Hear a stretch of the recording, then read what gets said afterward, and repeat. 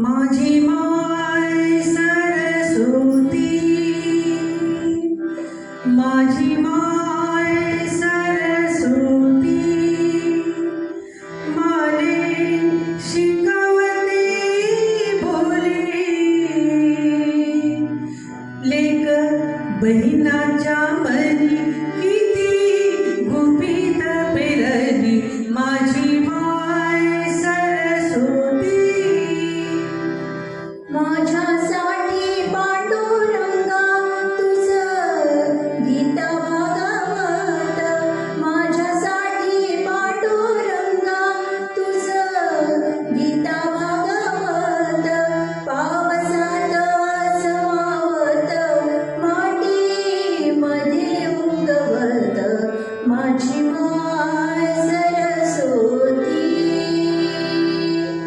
कुठल्याही प्रत्येक सदस्याला आपल्या प्रेमानं बांधून ठेवणारे आणि प्रत्येकातील खूबी, प्रत्येकाचं कौशल्य ओळखून त्यांना प्रोत्साहन देणारी अशी सीमाताई आज आपल्यात नाही, हे पचवायला खरोखरच जड जात आहे.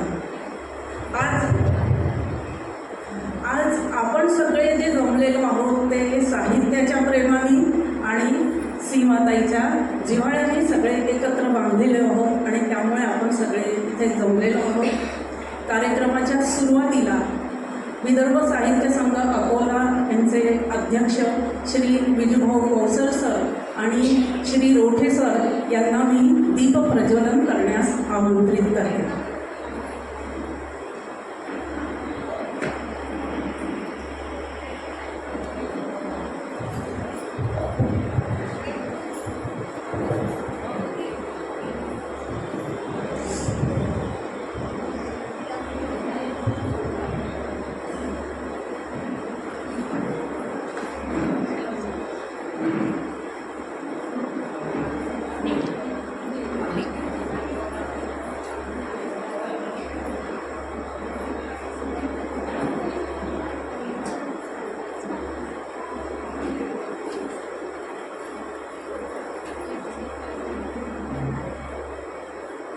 नारे सरांना विनंती, आपण दीपप्रज्वलनाला येऊ.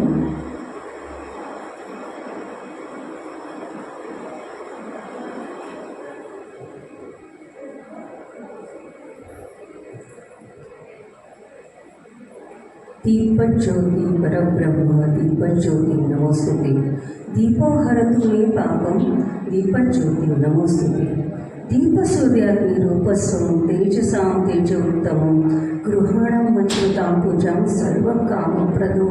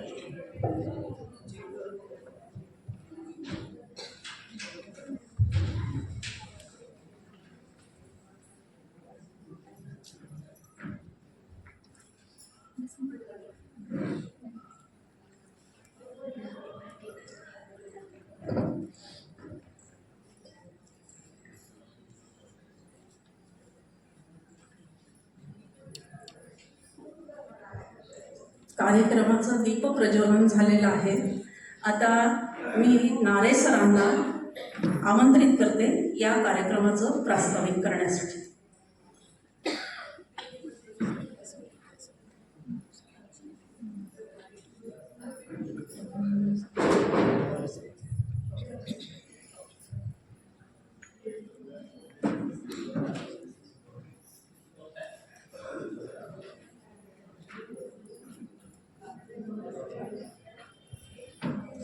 साने गुरुजी वाचनालय आणि विदर्भ साहित्य संघ अकोला शाखा यांच्या संयुक्त विद्यमाने आज स्वर्गीय सीमाताईंच्या पहिल्या स्मृती दिवसाच्या निमित्ताने जो कार्यक्रम आयोजित केलेला आहे ओवी उलगडताना त्या कार्यक्रमामध्ये सर्वप्रथम मी या दोन्ही संस्थांच्या वतीनं आपलं सगळ्यांचं मनापासून स्वागत करतो.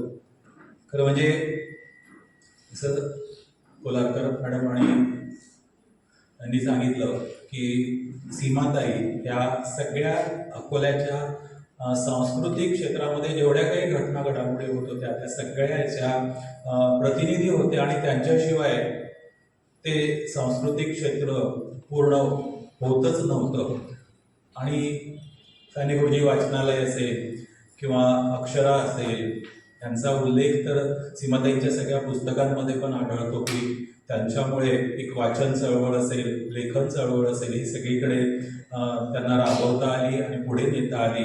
निश्चितपणे त्यांच्या स्मृतीचा वारसा पुढे चालावा किंवा त्यांची आठवण सगळ्यांना व्हावी या उद्देशाने मुद्दाम आज हा कार्यक्रम या ठिकाणी आयोजित केलाय. आणि सीमाताईचं वैशिष्ट्य होतं की तिला जे वाटायचं ते ती सगळ्यांकडून करवून घ्यायची. म्हणजे हा कार्यक्रम ठरवताना मला असं वाटतं की 2-3 तारखा बदलाव्या लागल्या आणि पहिले मार्चच्या सुरुवातीच्या पहिल्या आठवड्यात ठेवला, मग दुसऱ्या आठवड्यात ठेवला. पण तिच्या मनात असं होतं की माझा स्मृतिदिवस, तिचा उद्या स्मृतिदिवस आहे 30 तारखेला, आणि तिच्या मनात असेल की त्या पूर्वसंध्येला हा कार्यक्रम झाला पाहिजे. आणि मला असं वाटतं की कदाचित म्हणून तो 2-3 वेळा पुढे गेला. काही अक्षर 2च्या सभासद आज थांबू शकल्या नाही त्यामुळे, पण तिच्या मनामध्ये जे जे असेल ते सगळं ती करवून घ्यायची. आणि मला असं वाटतं की आपणही तसं समजायला हरकत नाही. आणि निश्चितच हा जो कार्यक्रम, खरं म्हणजे सीमाताईचा जो एकंदरीत तिचं जे लिखाण होतं ते सगळं लोकसंस्कृती किंवा लोकसंहिता, ओवी, परंपरा, स्त्रियांची श्रमसंस्कृती वगैरे या सगळ्या बाबी तिने तिच्या पुस्तकामध्ये हाताळलेल्या आहेत. गाव कारागीर तिचं ज्यांनी कोणी वाचलं असेल तर त्याच्यामध्ये अनेक लेख तिचे आहेत की ज्याच्यामध्ये ह्या सगळ्या ज्या आपल्या परंपरा आहे, संस्कृती आहे किंवा स्त्रियांच्या जेवढ्या समस्या असतील त्या असतील तर ह्या सगळ्यांचं एक हळवं दर्शन त्याच्यामध्ये आपल्याला होतं. आणि मला असं वाटतं की ओवी हा प्रकारही त्यामध्येच आहे. जेव्हा कल्पना कोलारकर मॅडमनी ही कल्पना या सभेमध्ये आमच्या विदर्भ साहित्य संघाच्या मांडली तर निश्चितपणे सीमाताईंच्या लेखनाचाच धागा पुढे घेऊन जात हा कार्यक्रम या ठिकाणी होतो आहे असं सगळ्यांना वाटलं आणि लगेच सगळ्यांनी होकार दिला आणि आज हा कार्यक्रम या ठिकाणी होतो आहे. कारण सीमाताईला नेहमी वाटायचं की ह्या स्त्रिया ज्या ग्रामीण भागामध्ये राबतात आहेत, काम करतात आहेत, पाणी भरतानाचं असेल किंवा त्या प्रत्येकाचं चित्रण कुठेतरी या सगळ्या साहित्यामध्ये येतं आणि ते साहित्य म्हणजे ओवी असतं. आणि मला असं वाटतं की तोच कार्यक्रम आपण थोड्या वेळात त्या ठिकाणी बघणार आहोत. अतिशय सुंदर असं सादरीकरण या ठिकाणी होते आहे. विदर्भ साहित्य संघाची जी अकोला शाखा आहे या अकोला शाखेचा या जुन्या कार्यकारिणीचा हा शेवटचा कार्यक्रम असेल. विदर्भ साहित्य संघाची निवडणूक झाली, नवीन कार्यकारिणी निवडून आली हे आपल्या सगळ्यांना माहिती आहेच. आणि आता नवीन कार्यकारिणी जे सांगेल त्याच्यानुसार सगळे बदल अकोला शाखेमध्ये पण होतील. पण अकोला शाखेमध्ये काम करणारी जी सगळी मंडळी आहेत आणि आपल्यासारखे सगळे या शाखेच्या कार्यक्रमांवर आणि त्यांच्या सगळ्या सादरीकरणावर प्रेम करणारी सगळी रसिक मंडळी आहेत. निश्चितपणे हे सगळे साहित्यिक आणि सांस्कृतिक कार्यक्रम सदैव असेच चालू राहतील. कार्यकारिणीमध्ये कोणी असो नसो, पण आपल्या अकोल्यामध्ये एक सांस्कृतिक ठेवा हा कायम राहिला पाहिजे. साहित्यविषयक चळवळ कायम राहिली पाहिजे या उद्देशाने विदर्भ साहित्य संघ सदैव कार्यरत राहील. गेल्या 10 वर्षापासून मी या अकोल्याच्या कार्यकारिणीच्या माध्यमातून केंद्रीय कार्यकारिणीचं सदस्य म्हणजे प्रतिनिधित्व करत आलो आहे आणि आता यापुढे मी नसेलही. पण या 10 वर्षामध्ये मला ज्यांनी सगळ्यांनी सहकार्य केलं त्यांच्या प्रती आजच्या या कार्यक्रमाच्या निमित्ताने मी आभार व्यक्त करतो. आमचे अध्यक्ष विजूभाऊ असतील, डॉक्टर दांदळे सर, उगले सर, मालोकार सर, सगळ्यांचं मी मनपूर्वक आभार आजच्या ह्या प्रसंगी व्यक्त करतो. आज सीमाताईच्या जाण्याचा ज्यांच्यावर सगळ्यात मोठा आघात झाला असे आदरणीय डॉक्टर रोठे सरही आजच्या ह्या कार्यक्रमाला आवर्जून उपस्थित आहेत. खरं म्हणजे आपल्या घरातलं जसं सीमाताई आपल्या घरातल्या सदस्य होता असं सगळ्यांना वाटत होतं, तर निश्चितपणे रोठे सरांवरचा जो आघात आहे तो प्रचंड मोठा होता. पण सरांनी त्यामधून स्वतःला सावरलं आणि पुन्हा एकदा नव्या उमेदीने आणि जो काही नियतीचा हे असेल त्याला सामोरं जात ते पुन्हा एकदा या सगळ्या चळवळीमध्ये सक्रिय झालेत आणि सीमाताईंचा वारसा पुढे नेण्यासाठी आपल्या पाठीशी उभे राहिलेत. आपल्याला सदैव मदतीचा हात त्यांचा असतो. मी त्यांचंही आजच्या ह्या कार्यक्रमामध्ये मनापासून स्वागत करतो आणि पुन्हा एकदा ह्या साने गुरुजी वाचनालयाने जे आमच्या ज्योतिताई या ठिकाणी आहेत, सीमाताईंच्या त्या मानस कन्याच आहेत, त्यांनी हा सगळा कार्यक्रम या ठिकाणी आयोजित करण्यासाठी विशेषत्वाने मदत केली आणि सगळं साने गुरुजी वाचनालय आणि विदर्भ साहित्य संघ अकोला शाखा यांच्या संयुक्त विद्यमाने हा कार्यक्रम आज या ठिकाणी संपन्न होतोय. मी पुन्हा एकदा सगळ्या रसिक श्रोत्यांचं या ठिकाणी मनापासून दोनही संस्थांच्या वतीने स्वागत करतो आणि अक्षरा 2च्या सगळ्या सदस्यांना मनापासून आपल्या सगळ्यांच्या वतीने धन्यवाद देतो की त्यांनी अतिशय सुंदर असा, खरं म्हणजे मला असं वाटतं की सीमाताईला खरी आदरांजली हीच आहे की या अशा प्रकारचा सुंदर कार्यक्रम या ठिकाणी सादर करावा आणि त्या निमित्ताने अक्षरा 2 ती आदरांजली, ती श्रद्धांजली या ठिकाणी अर्पण करते. म्हणून त्यांच्याप्रती देखील आपल्या सगळ्यांच्या वतीने मनापासून आभार व्यक्त करतो आणि या ठिकाणी माझं प्रास्ताविक संपवतो. धन्यवाद.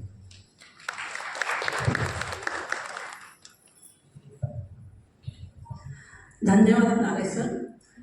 सीमाताईचा वारसा चालवण्याचा प्रयत्न आम्ही निश्चित करू आणि अक्षरा 2 आणि विदर्भ साहित्य संघ आणि साने गुरुजी एकत्रित आम्ही करू आणि याची खात्री मी सरांना देते. आज कार्यक्रमाचं आभार प्रदर्शन आपण आधीच करून घेतो आहे. त्या आभार प्रदर्शनासाठी मी ओगले सरांना आमंत्रित करते.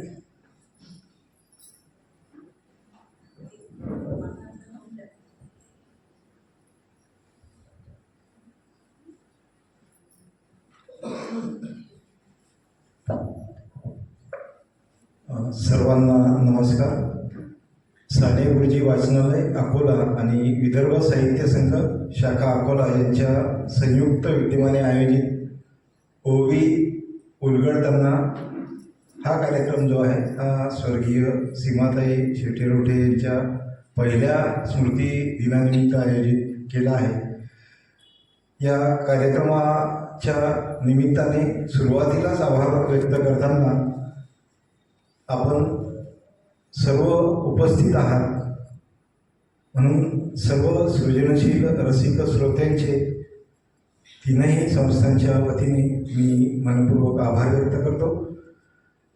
तसेच जैन लॉन्स, अक्षरा 2 वाचन संस्कार हा जो समूह आहे, हा समूह त्याचे सर्व सदस्य, सादरकर्ते यांचंही मी मनापासून आभार व्यक्त करतो.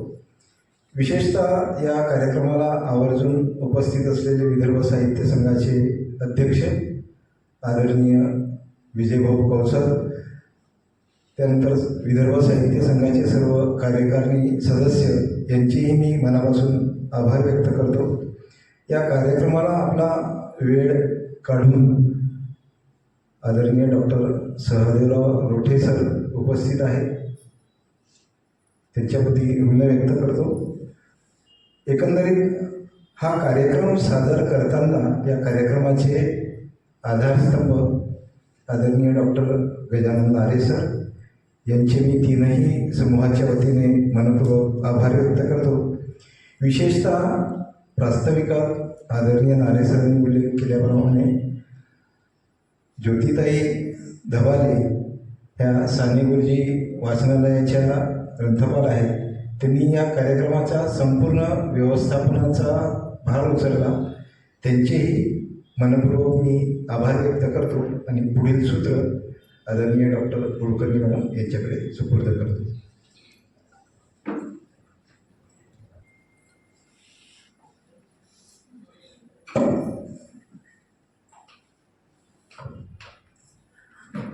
आज आम्ही अक्षरा 2च्या सगळ्या सदस्य आपल्यासमोर एक अभिनव कार्यक्रम घेऊन आलो आहोत. आपली आवडती सीमा शेटे गोटे हिच्या स्मृतीप्रित्यर्थ आम्ही हा कार्यक्रम आयोजित केलेला आहे.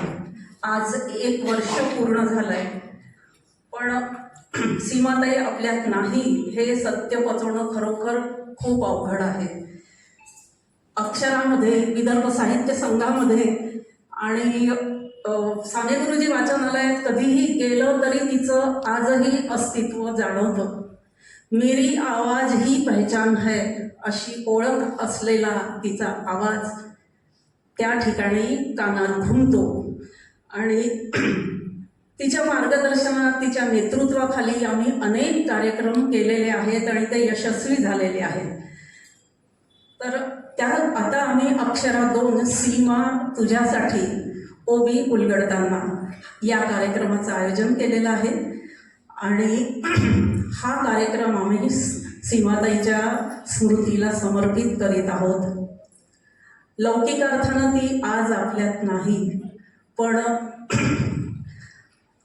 तिची ऊर्जा, तिचं साहित्यप्रेम, तिची कल्पकता हे सगळं तसंच जिवंत ठेवण्याची जबाबदारी आमच्यावर आहे आणि हा आजचा कार्यक्रम हे त्याचंच एक उदाहरण आहे. आज मनात संमिश्र भावना आहेत. सीमाताई नसल्याची वेदना आहे मनात आणि तिच्याशिवाय आम्ही हा कार्यक्रम पेलू शकतो आहे याचा आणि आपल्यासमोर सादर करू शकतो आहे याचा थोडाफार आम्हाला आनंदही आहे. या कार्यक्रमात आम्ही मौखिक ओव्या यांचाच फक्त विचार केलेला आहे. या कार्यक्रमाची संकल्पना, त्याच्यानंतर संशोधन व पूर्ण संकलन आणि लेखन कल्पना कोलारकर मॅडमचं आहे. ज्या ओव्या गायला जाणार आहेत त्याला संगीत दिग्दर्शन चंदा जयस्वाल मॅडमनी दिलेलं आहे आणि आपल्या सुरेल आवाजात ज्या ओव्या गाणार आहेत त्या आहेत डॉक्टर वंदना मोरे आणि Jaya Puntambekar.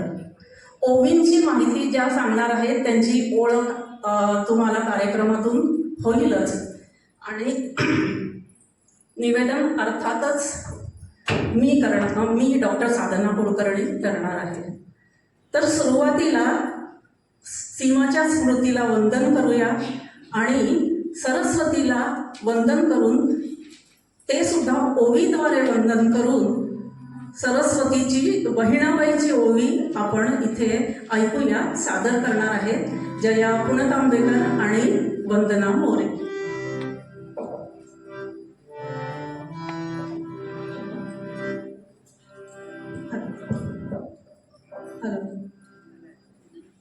Hello hello hello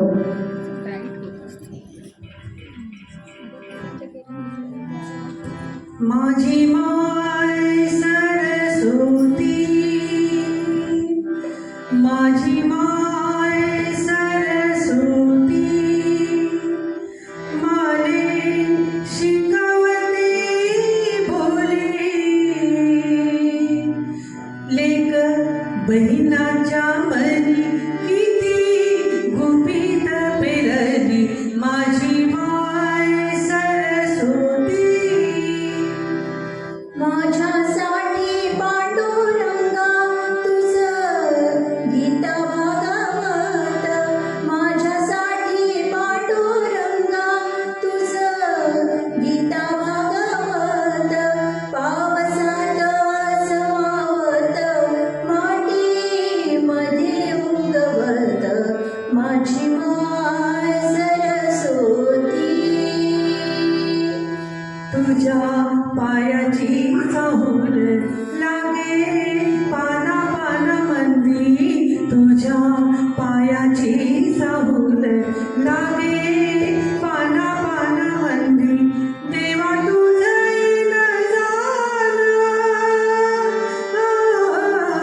देवा तुझं येणं जाणं, वारा सांगे कान मंदी, वारा सांगे कान मंदी, माझी माय सरस्वती, माझी माय सरस्वती.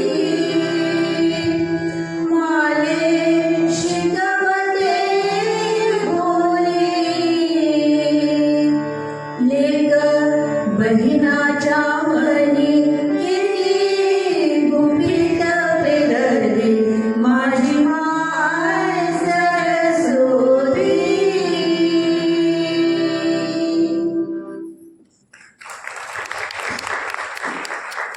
आत्ताची ही सुरेल ओवी बहिणाबाईंची होती, पण आपण ज्या मौखिक ओव्या बघणार आहोत त्याच्यावर कुणाचीही एकीची अशी किंवा एकाची अशी नाममुद्रा नसते किंवा कर्तेपणाचा शिक्काही नसतो. लोकसाहित्याची व्याख्या असं सांगते की लोकांसाठी निर्मिती केलेली आणि ज्यातून लोकजीवनाचं दर्शन घडतं असं असतं ते लोकसाहित्य आणि त्यावर सगळ्यांचा हक्क असतो. समान काळातल्या समान जडणघडण असलेल्या ग्रामीण स्त्रियांची सामूहिक अभिव्यक्ती म्हणजे ओवी. या ओव्या मौखिक परंपरेतून पिढी दर पिढी झिरपत गेल्या आणि काळानुरूप त्याच्यात बदलही घडत गेले. आणि बदल का घडले? कारण या ओव्या लिखित नाही, मौखिक असल्यामुळे त्या अतिशय लवचिक असतात आणि त्याच्यामुळे त्याच्यात बदल घडत गेले. तर साधारणतः 8व्या शतकातून ओवीची निर्मिती झाली असं इतिहासात आपण पाहिलेलं आहे. संदर्भ आहेत तसे. आता ह्या 8व्या शतकातल्या स्त्रिया, मी आजच्या आपण सगळ्या स्त्रियांची मी आजची एक प्रतिनिधी आहे आणि म्हणून मला खूप काही असे प्रश्न पडतात की ह्या सगळ्या स्त्रियांनी ज्या ओव्या लिहिल्या त्यांच्या नेमक्या प्रेरणा कोणत्या असाव्यात त्याचं खरोखर खूप मला कुतूहल वाटतं. आणि दुसरं म्हणजे 8व्या शतकातल्या ओव्या आजही तितक्याच टवटवीत आहेत, तितक्याच गोड आहेत आणि पुन्हा पुन्हा ऐकाव्याशा वाटतात आणि मुख्य म्हणजे काळाच्या ओघात त्या अजूनही तितक्याच ठामपणे टिकून आहेत. तर हे नेमकं कशाच्या बळावर? तर ह्या प्रश्नांची उत्तरं आपण जसं जसं ओवी उलगडत जाऊ तसं तसं आपल्याला मिळेलच. तर आता ओवीचा इतिहास जाणून घेऊ आपण मेधा देशपांडे हिच्या शब्दातून. मी ओवी. ओवी म्हणजे लोकसाहित्यातील लोकगीतांचा, विशेषतः स्त्रियांच्या काव्याचा प्रकार. मी मराठी वाङ्मयाचा प्रारंभ करतो. मराठी भाषक समूहाची सर्वात जुनी सांस्कृतिक ओळख. ओवी म्हणजे गाणे. माझ्या निर्मितीची कथा मी आज तुम्हाला सांगणार आहे. माझा निर्माता, निर्माती कोण या प्रश्नाचं उत्तर मला देता येणार नाही, कारण कोणी एकाने माझी निर्मिती केली नसून अनेकींच्या सहकार्याने माझी निर्मिती झाली आहे. मी खास मराठी आहे. माझा जन्म मराठी भाषेतच झाला. इतर कोणत्याही भाषेत मी सापडणार नाही. संस्कृतात अनुष्टुप छंद आहेत, वृत्त आहेत, पण ओवी नाही. मी लयबद्ध गद्य असून लवचिक आहे. रचना करायला, आठवायला, गायला सुलभ आहे.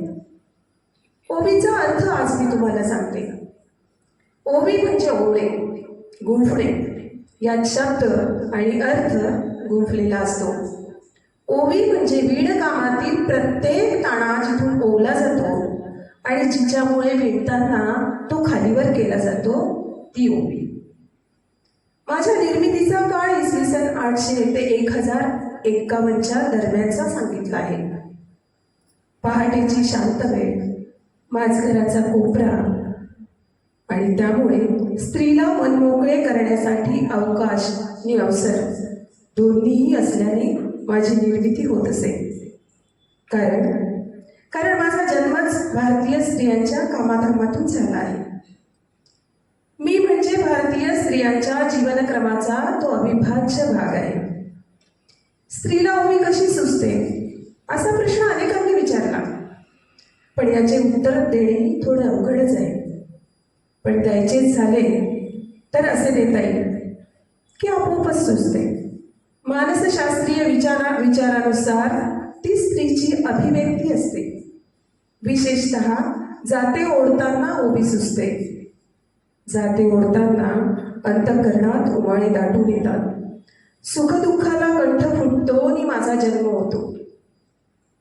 जात्यातून पीठ जसं बाहेर पडतं तसं सहजपणे गाणं ओवी बनून येतं. माझी निर्मिती स्त्रीच्या कामाधामातून झाली आणि माझा विस्तारही झाला. जात्यावरची ओवी असं माझं एकमेव रूप न राहता शेतात काम करताना झोपाळ्यावरील धनगरी, डाग, धाला, झिम्माडा अशा अनेक विविध रूपांमध्ये माझी निर्मिती झाली. या सर्व ओव्यांची ओळख मी पुढे कार्यक्रमात तुम्हाला करून देणारच आहे. माझी निर्मिती करणाऱ्या स्त्रिया अशिक्षित किंवा कमी शिकलेल्या असत, मात्र ग्रामीण भागातील आपले रोजचे जीवन, त्रास, सुख, दुःख हे 4-4 ओळीत मांडणं त्यांना सहज जमलं. माझ्या लयबद्ध रूपाने घरातील काम करता करता या महिला गुणगुणत असत. ओवी हे खास महाराष्ट्राचं सांस्कृतिक वैशिष्ट्य आहे. चला तर या कार्यक्रमाच्या आरंभी आपण श्री गणेशाला आवाहन करूया. हळदी एवढं कुंकू ग, हळदी एवढं कुंकू, हळदी एवढं कुंकू ग, हळदी एवढं कुंकू. आधी गणपती मोरयाला, मोरयाला ग, आधी गणपती मोरयाला, मोरयाला ग. यावे मंगल करायाला, मंगल करायाला ग, यावे मंगल करायाला, मंगल करायाला ग. आधी गणपती मोरयाला, मोरयाला ग, आधी गणपती मोरयाला, मोरयाला ग.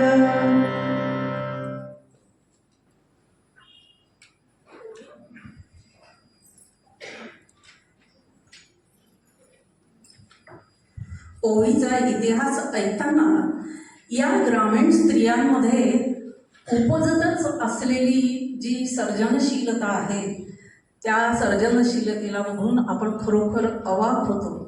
आणि दुसरं म्हणजे ती सर्जनशीलता व्यक्त करण्याची त्यांची असोशी ती सुद्धा खरंच अतिशय वाखाणण्यासारखी आहे.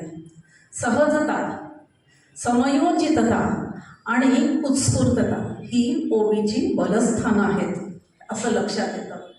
शारीरिक कष्ट आणि जगण्यासाठीचा प्रत्येक स्तरावरचा संघर्ष हे तर या ग्रामीण स्त्रीच्या 5वीलाच पुजलेलं. पण यातूनही तिनं विसाव्याचा एक मार्ग शोधून काढला, तो रचनात्मक ओवीचा. म्हणजे आज आपण स्त्रियांना सगळ्या तमाम सुखसोयी आहेत, शिक्षण आहे, आर्थिक स्वातंत्र्य आहे, अवकाश आहे. हे सगळं असूनही अमृता प्रीतमचा 4था कमरा शोधण्यासाठी आमचा झगडा सुरू असतो, धडपड सुरू असते. पण या 8व्या शतकातील स्त्रियांनी त्यांच्यावर असलेल्या परिस्थितीचा अत्यंत समंजसपणे स्वीकार करून कष्टाचा कुठेही उदो न करता आणि आदळआपट न करता, गाजावाजा न करता सहज आपला 4था कमरा शोधून काढलेला आहे. दळणकांडण हे स्त्रीचं रोजचंच काम. आपण दळण आणि कांडण हे शब्द एकत्र असं वापरतो, पण दळणाचं जातं अस्तित्वात येण्याआधी उखळ आणि मुसळ अस्तित्वात होतं. आणि त्यावेळेला स्त्री जी होती ती कांडण करून धान्याचं पीठ करायची आणि त्यावेळेला ओवी गायची. त्यामुळे या कांडण करतानाच्या ज्या ओव्या आहेत त्यांना कांडपाच्या ओव्या असं म्हणतात. तर कांडपाच्या ओव्यांची माहिती आपण विद्या ठाकरे हिच्या शब्दातून ऐकूया. बायकांच्या गाण्यामध्ये जात्यावरची ओवी सगळ्यात पहिले आली, पण त्याचेही आधी कांडपाच्या ओव्या होत्या. जोपर्यंत जातं सापडलेलं नव्हतं आणि जास्त धान्य निर्माण होत नव्हतं त्यावेळेला बायका धान्य दगडावर कुटून शिजवून आपल्या कुटुंबाला खाऊ घालत असत आणि स्वतःही खात असत.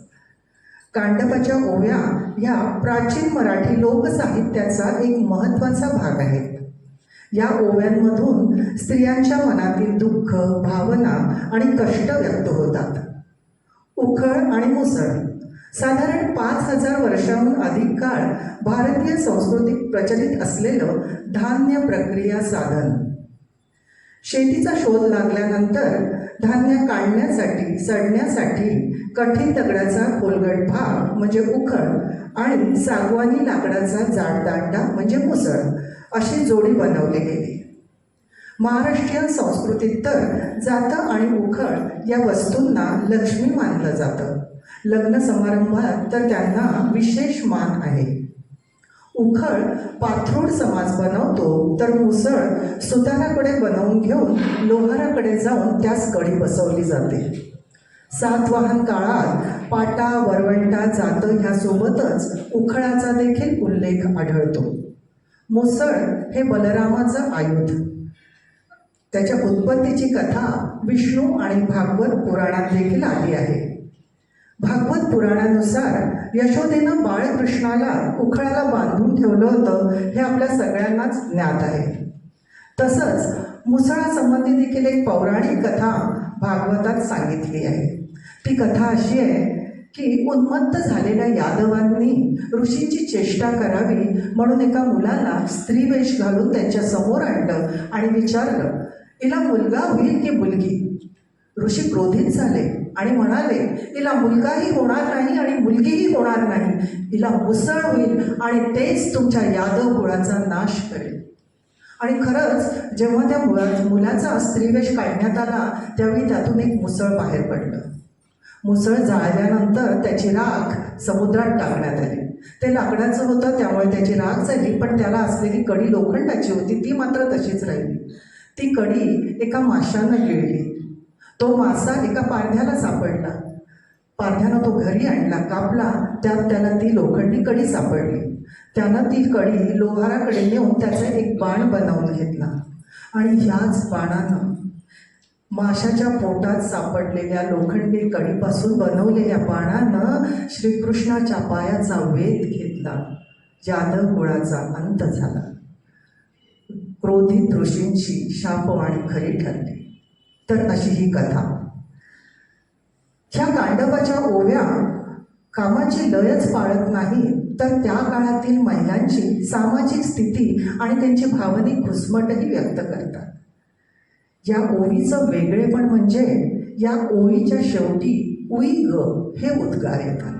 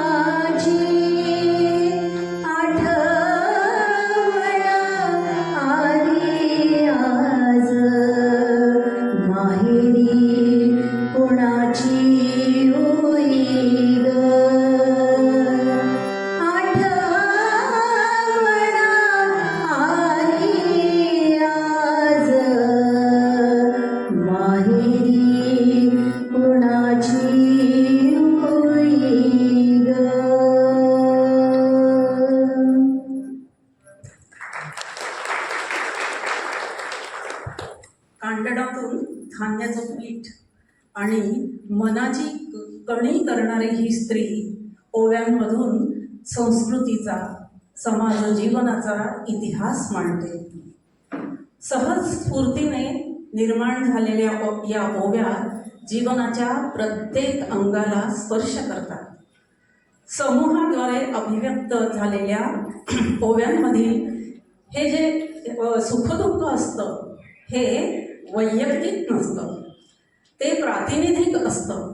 त्यामुळे ओव्या हा सार्वजनिक जीवनाचा आरसा आपल्याला दाखवतात आणि त्यामुळे ही ओवी प्रत्येकीला आपली वाटते, आपल्या जवळची वाटते. या ओव्यांमध्ये गेयता असते, श्राव्यता असते, श्रेयता असते आणि प्रियता सुद्धा असते. अत्यंत अल्पाक्षरी आणि व्याकरणमुक्त अशी ही ओवी असते आणि त्यामुळे ती सहजपणे प्रवाहित होते. माया लागे जात्यावर गुरु गुरु दळू, माया लागे जात्यावर गुरु गुरु दळू, पीठासंगे वटातील सबद लागे पडू. असं हे ओवी, जातं आणि दळण यांचं अभंग नातं आहे. स्त्रीच्या उत्स्फूर्त आविष्काराचं प्रेरणास्थान जातं, तिचा सखा, तिचा श्रोता आणि एवढंच नव्हे तर तिचं श्रद्धास्थान म्हणजे सुद्धा जातच. या जात्याचाही इतिहास खूप मनोरंजक आहे बरं का. जाणून घेऊया आपण आकांक्षा देशपांडे हिच्याकडून. आकांक्षा देशमुख हिच्याकडून. जातं म्हणजे घराची शोभा, घराचं पावित्र्य.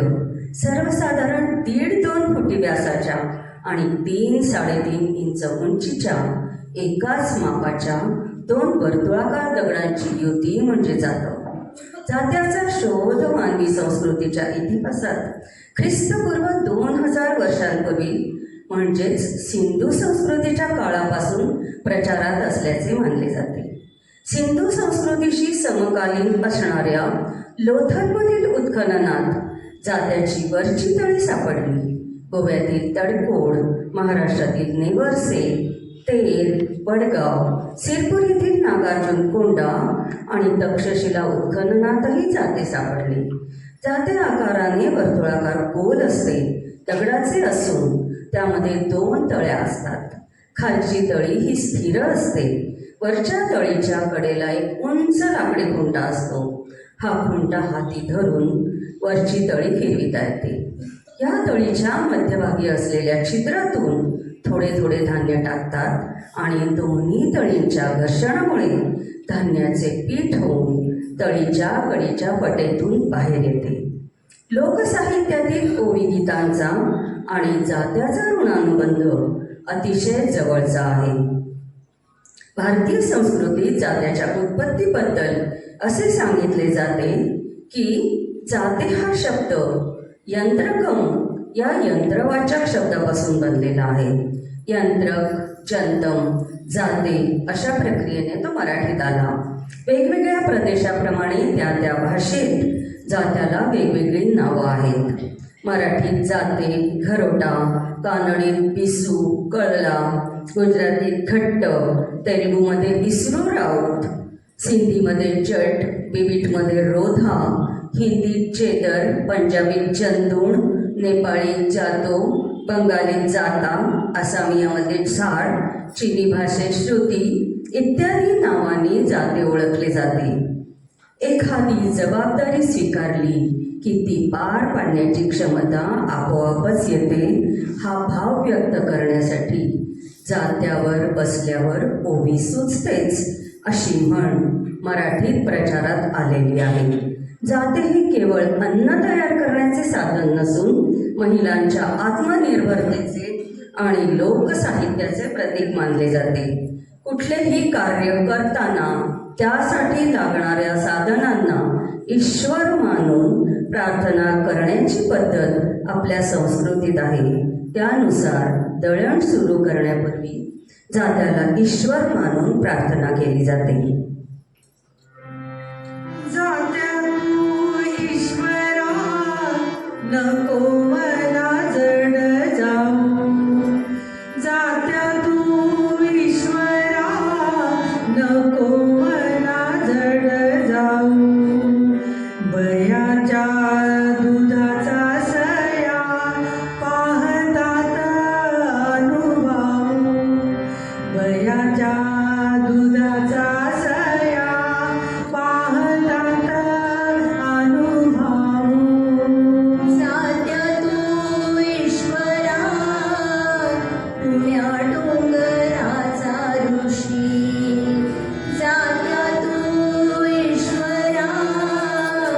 रुण्या डोंगराचा ऋषी वया मालनी सारग पुरत उकलल तुझ्या पासी वया मालनी सारग पुरत उकलल तुझ्या पासी जात्या तू ईश्वरा तुझं जेवण मला ठाव जात्या तू ईश्वरा तुझं जेवण मला ठाव घास घालिते मनोभाव घास घालिते मनोभाव घास घालिते मनोभाव घास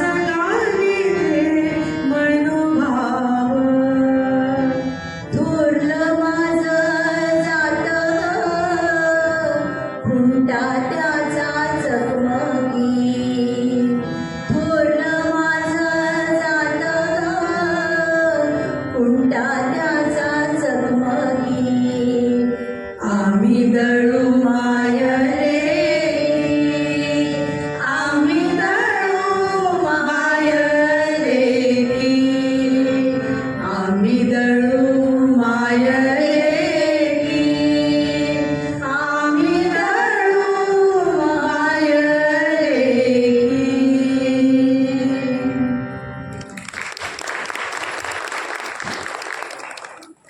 या जात्यावरच्या ओव्यांनी किती किती विषयांना स्पर्श केलेला आहे हे बघून आपण अगदी स्तिमित होऊन जातो. जगण्यातला एकही प्रसंग असा नाही की ज्याच्यावर ओवी नाही किंवा जगतानाची एकही भावना अशी नाही की ज्याच्यावर ओवी नाही. देवावरची अतूट श्रद्धा हा ओव्यांचा एक महत्त्वाचा विषय आहे. रामायण, महाभारत, ग्रामदैवत, विठ्ठल या सगळ्यांना ओव्यांनी आपल्यात सामावून घेतलेला आहे. आणि विशेष म्हणजे या सगळ्या देवदेवतांना ही ग्रामीण स्त्री स्वतःच्या बुद्धीने पाहते, स्वतःच्या अनुभवाने पाहते आणि स्वतःच्या चष्म्यातून पाहते, स्वतःच्या समजुतीतून, स्वतःच्या दृष्टिकोनातून पाहते आणि या देवांना थेट स्वतःच्या पातळीवर आणून बसवते. राम म्हणू राम, राम नाही सीतेच्या तोलाचा. राम म्हणू राम, राम नाही सीतेच्या तोलाचा. हिरकणी माझी सीता माय, राम हलक्या दिलाचा. हिरकणी माझी सीता माय, राम हलक्या दिलाचा. अशी श्रीरामाबद्दल ठाम मत व्यक्त करण्याची धिटाई या ग्रामीण स्त्रीमध्ये आहे. ही खरंच अचंबित करणारी गोष्ट आहे. दळण दळताना त्या लईवर शब्द आणि भावना प्रेरित ओव्यांची सहज निर्मिती होत असते. जातं दळून पीठ मिळतं, त्यांनी कुटुंबाचं भरणपोषण होतं आणि जातं दळून जी ओवी निर्माण होते त्यांनी मनाचं आणि आत्म्याचं भरणपोषण होतं. अशा या जात्याच्या ओव्यांची माहिती आणि वैशिष्ट्य आपण आता ऐकणार आहोत कल्पना कोलारकर आणि श्वेता चिमोटे यांच्याकडून. पहाटेची प्रसन्न वेळ, शुक्राची चांदणे उगवलेली, कधी फिक्कट चांदणं तर कधी गडद अंधार, पहाटवारा, प्रसन्न वातावरण. हा सारस्वत काळ, एक शांत पहाट, सर्व घर साखर झोपेत पहुडलेलं. मिणमिणत्या दिव्याच्या प्रकाशात घरातील लेकीसुना जात्यापाशी बसलेल्या, एक मांडी घालून दुसरा पाय लावून सोडलेला, काकण भरलेला हात जाते फिरवत असलेला तर दुसरा हात मधून मधून जात्याला भास फिरवत असलेला. जात्याच्या मंद स्वरातील एक सुरी घर्र घर्र असा आवाज सारा आसमंत व्यापून टाकणारा. दळतानाच्या त्या हालचालींची एक वळणदार लय व या वातावरणाशी एकरूप झालेली एक सूर. जसजसे पीठ जात्यातून झरू लागते तसतसे त्या विशिष्ट लयबद्ध संगीताची जादू तिच्या अंतर्मनाचा ठाव घेत राहते. दिनचर्येचा एक अविभाज्य घटक असलेल्या दळणासारख्या कष्टप्रद कामामधून आनंद लुटण्याची पिढ्यानपिढ्या चालत आलेली ही धडपड जाते ओढताना अंतःकरणातून उमाळे दाटून येतात. सुखदुःखाला कंठ फुटतो आणि ओवीचा जन्म होतो. जात्यातून पीठ जसे बाहेर पडते तसे सहजपणे गाणे ओवी बनून येते. जात्याचे वर्तुळाकार पाळे, त्याची गती यामुळे स्त्रीच्या भावनिक आविष्काराला सौंदर्यात्मक परिमाण लाभते. त्याद्वारे मनातील प्रेमद्वेषाचे, हर्षशोकाचे भाव व्यक्त करण्याचा परिपाठ होतात. ओवीची रचना दळण्याच्या कृतीतील गती आणि लय सांभाळून केली जाते. जात्याच्या पाळ्याचे एक फेरे संपते तेव्हा एक चरण संपावा अशी अपेक्षा असते. एक घास संपतो तेव्हा ओवी पूर्ण होते. गाण्याने श्रम हलके होतात म्हणून जात्यावर दळताना ओव्या गायल्या जातात. अरे घरोटा घरोटा तुझ्यातून पडे भेटी, तसं माझं गाणं पोटातून येते ओठी, तसं माझं गाणं पोटातून येते ओठी. अरे घरोटा घरोटा माझे दुखवतारे हात. अरे घरोटा घरोटा माझे दुखवतारे हात. तसं संसाराचं गाणं माझं बसते विकत. तसं संसाराचं गाणं माझं बसते विकत. सुमारे 900 वर्षे सातत्याने ओवी म्हणण्याची परंपरा चालू असल्यामुळे ओव्यांमधून महाराष्ट्रीय लोकांचा सामाजिक सांस्कृतिक इतिहास ग्रंथित झालेला आढळतो. पुनरावर्तन हे जात्यावरच्या ओवीचं खास वैशिष्ट्य. पाळ्याच्या फेरीसाठी लागणारी कालमर्यादा आणि ओवी चरण यांची सांगड घालून ओवीच्या चरणखंडांचे पुनरावर्तन केले जाते. कधीकधी पूर्ण ओवीही पुनरावर्तित केली जाते. जात्यावर ओवी गाताना जी पद्धत अवलंबली जाते तीतही पुनरावर्तनाला महत्त्व असते. एकीने एक चरण म्हणायचा व दुसरीने तो संबंध उचलून धरायचा किंवा त्याचा भाग म्हणायचा अशी रीत असते. चरणाचे खंड पाडायचे आणि त्यातील एका किंवा अधिक चरणखंडांचे पुनरावर्तन करायचे अशी युक्ती वापरून विराम आणि गतिमानता यांचा मेळ साधला जातो. त्यातून लय अवतरते. सडग सारवण गायीच्या शेणयान.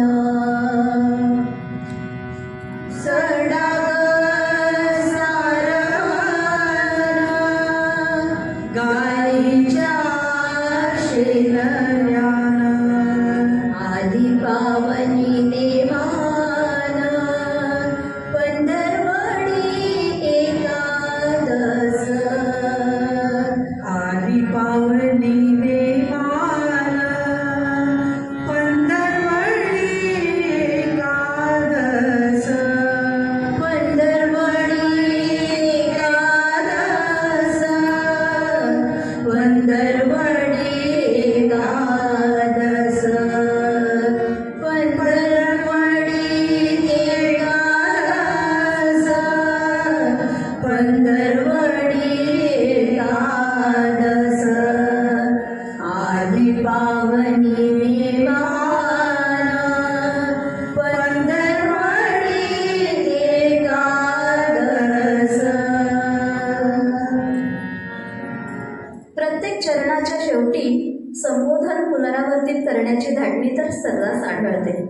ग, गो, गा, रा यासारखी संबोधने प्रदेशपरत्वे वापरून ओवी पुनरावर्तित केली जाते.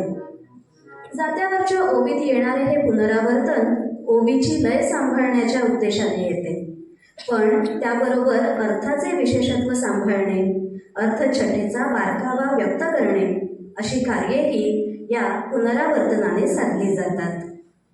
पुनरावर्तनाबरोबरच नादानुकारी शब्दात नादाकृती तयार करण्याचे सामर्थ्यही असते.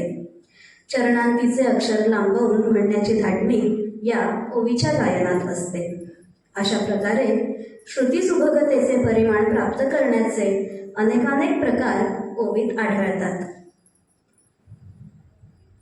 जात्यावरच्या ओवीची रचना 3 प्रकारात केली जाते. पहिला प्रकार स्वयंपूर्ण ओवी. जात्यावरची ओवी एकटी कधीच नसते.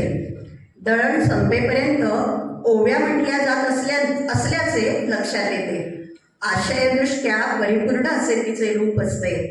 अशा ओव्या एका मागोमाग एक येतात, पण आशयाच्या दृष्टीने एकमेकींवर अवलंबून नसतात.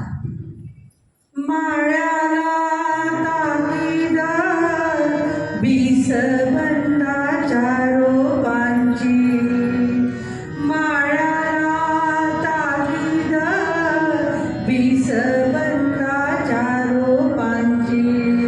धान्या बाळाला दृष्ट लागली सभे वाढल्या लोकांची. धान्या बाळाला दृष्ट लागली सभे वाढल्या लोकांची. दुसरा प्रकार ओवी मालिका. प्रत्येक ओवी स्वयंपूर्ण असते. अशा ओव्यांची मालिका. या मालिकेतून आशयानुभव प्रकट होतो. मालिकेतील ओवी स्वतंत्रही असते आणि एका परीने ती इतर ओव्यांशी जोडलेलीही असते.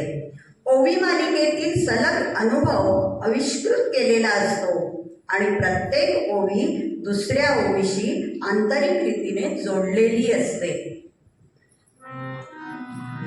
पहिला माझा दंडवत हाई ईसाव्यापासून.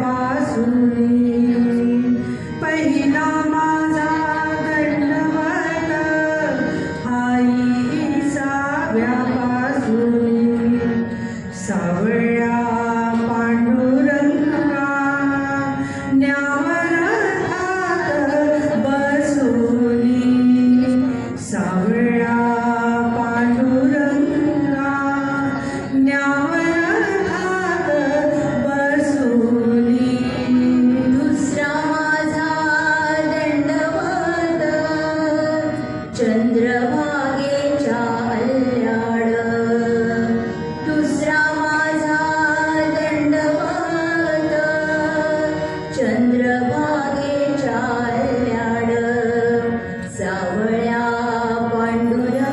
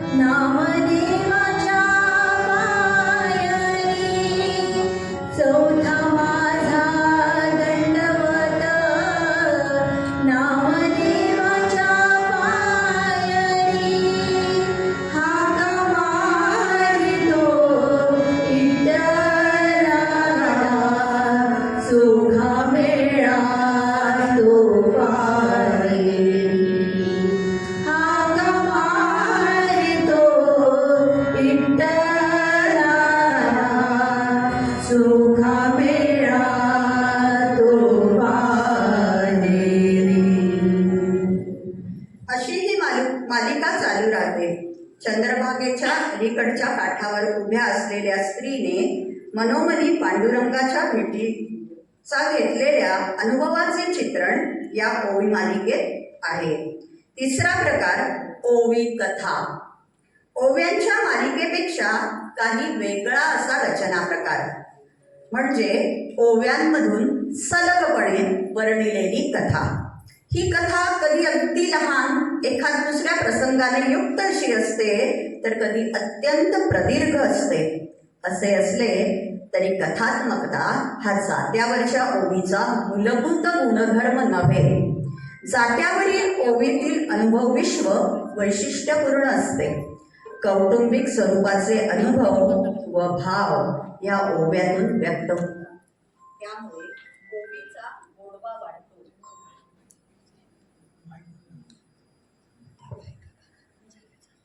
नादानुकारी शब्दांची योजना करून हा गोडवा वाढण्याची अनेक उदाहरणं सापडतात.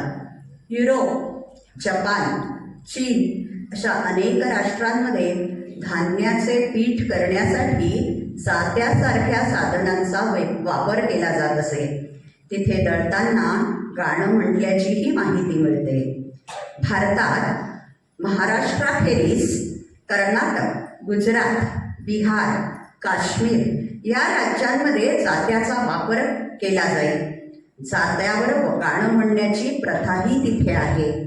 पण मराठी स्त्रीने ज्याप्रमाणे ओवी छंद शोधला आणि पुढे या ओवीचा जसा विकास आणि विस्तार झाला, तसा अन्य कोणत्याही प्रांतात घडलेलं आढळत नाही.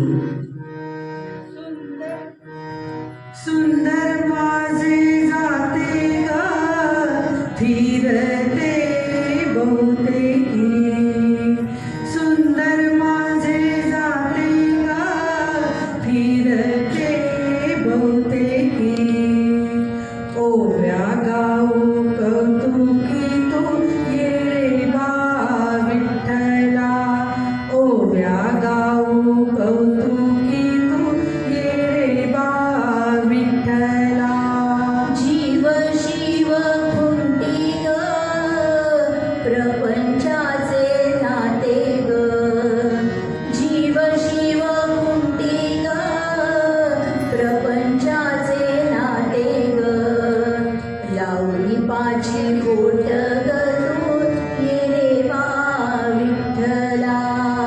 लावणी पाची बोट ग तू ये रे बा विठ्ठला. सासू आणि सासरा दीर तो तिसरा. सासू आणि सासरा दीर तो तिसरा. ओव्या गाऊ भ्रातारा तू ये रे बा विठ्ठला. ओव्या गाऊ भ्रातारा तू ये रे बा विठ्ठला. 12-16 गडणी अवघ्या कामिनी. 12-16 गडणी अवघ्या कामिनी. ओव्या गाऊ बैसुनी तू ये रे बा विठ्ठला. ओव्या गाऊ बैसुनी तू ये रे बा विठ्ठला. ओव्या गाऊ बैसुनी तू ये रे बा विठ्ठला.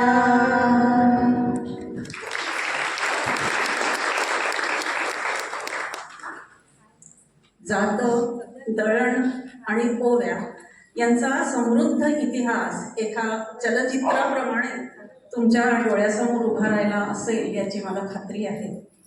जातं, दळण आणि ओवी यांचं समीकरण एवढं दृढ होतं की त्या काळी मुक्यानं दळण ही कल्पनाही असंही होती. किंबहुना मुक्याने दळण म्हणजे अशुभ असतं असं त्यावेळी म्हटलं जायचं.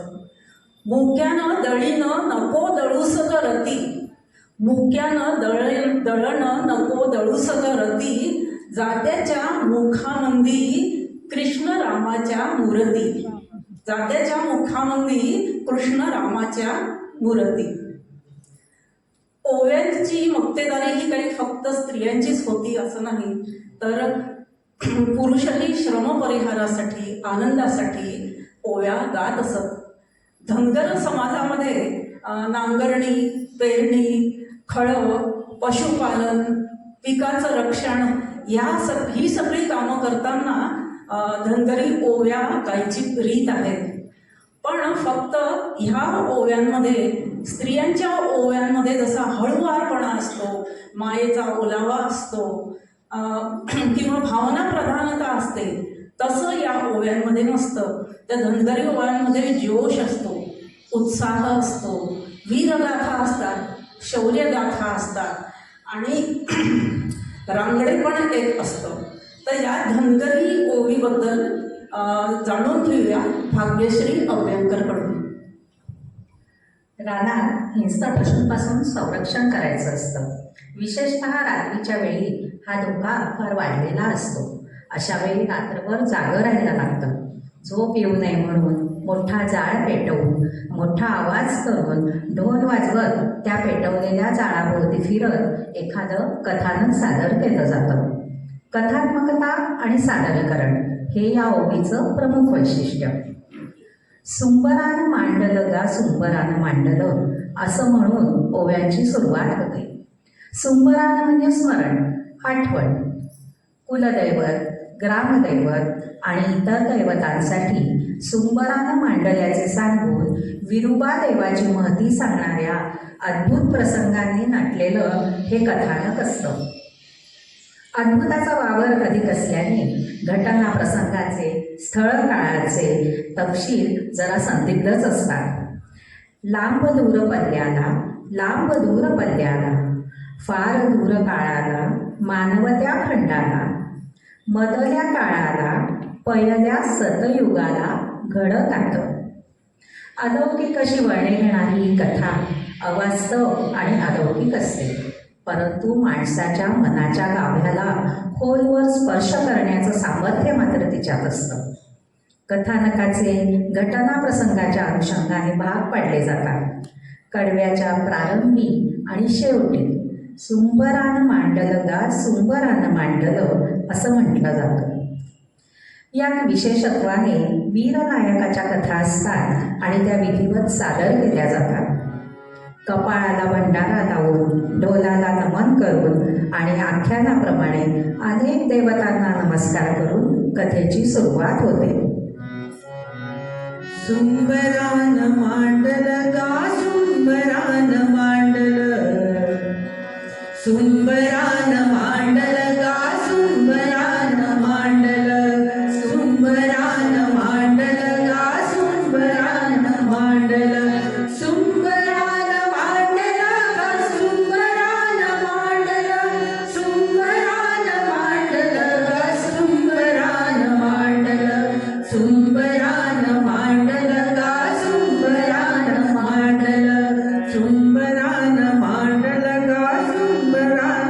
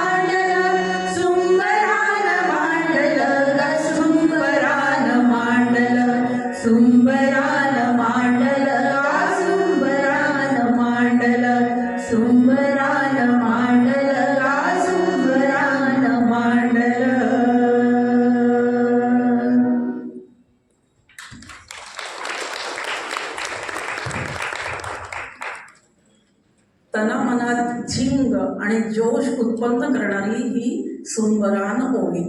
ऐकताना शरीर मनात लय उत्पन्न होते आणि नकळत हातापायांनी ठेका धरला जातो. एका अनोख्या विश्वाची सफर आपल्याला केल्याचा अनुभव येतो. आता परत वळूया अशा ओव्यांकडे ज्या झोपाळ्यावर झुलताना सुचतात. चौकटीत आणि रूढी परंपरांमध्ये जखडलेली ही स्त्री मोकळी होते ती झोके घेताना. तिचं ते विसावायचं ठिकाण असतं. आजच्या भाषेत सांगायचं तर तिचा तो मी टाईम असतो. झोक्याचा हिंदोळा जेवढा मोठा तेवढीच मनाची आंदोलनं मोठी. प्रत्यक्षात न येणारी स्वप्न कल्पनेत आणून रमण्याचं सुख म्हणजे झोपाळा. गगनाला गवसणी घालण्याचं क्षणभराचं समाधान म्हणजे झोपाळा.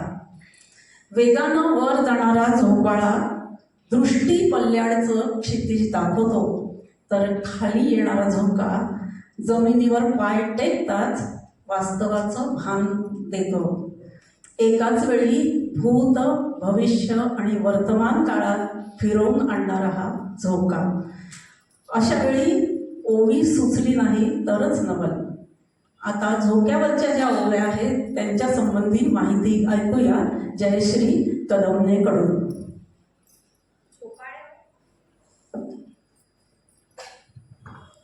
झोपाळ्यावरील ओव्या या मराठी संस्कृतीतील स्त्रियांच्या भावना, माहेरची ओढ व सणासुदीचे वर्णन करणाऱ्या पारंपरिक ओव्या आहेत.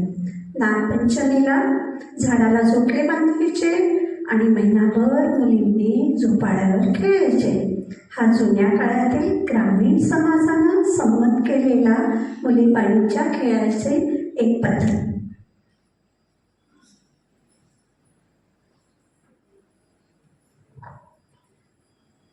अधिक साधन घरात माझघरात पितळी कड्यांचे मोठ्या पाटाचे झोपाळे असत. त्यावर बसून फावल्या वेळात स्त्रिया ओव्या गात असत. झोका चढू दे चढू दे, झोका चढू दे चढू दे, आभाळाला लागू दे, आभाळाला भिडू दे, कपाळीच्या कुंकवाचा रंगात भडक वाढू दे, कपाळीच्या कुंकवाचा रंगात भडक वाढू दे, झोका चढू दे चढू दे. या झोपाळ्याचे आणि स्त्रियांचे अतूट नाते आहे. झोपाळ्यावर बसून त्याच्या झुलण्याच्या लयी मनाची लय मिसळते आणि त्यातून ओव्यांची लय साधली जाते. हृदयातून सुखद आणि दुःखद आठवणी बाहेर यायला लागतात. ओवीच्या रूपात अगदी सुगंधासारख्या. उठसूट माहेरी जाणं होत नसल्यामुळे स्त्रियांच्या मनातील आठवणींचा निचरा त्या काळात या ओव्यातूनच होत असते. दूरदेशी गेलेल्या पतीच्या आठवणीत रमून या झोपाळ्यावरच त्यांच्या भावना व्यक्त होत असत. ग्रामीण भागातील महिलांच्या आयुष्याचा भाग या ओव्या आहेत. माहेरची आठवण,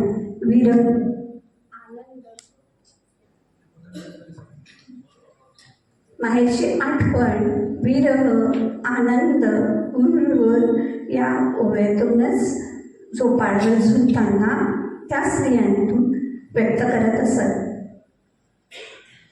झोपाळा ग बांधिला रेशमी तोराने, झोपाळा ग बांधिला रेशमी तोराने, झोका घेते मी ग माहेरच्या आठवणी, झोका घेते मी ग माहेर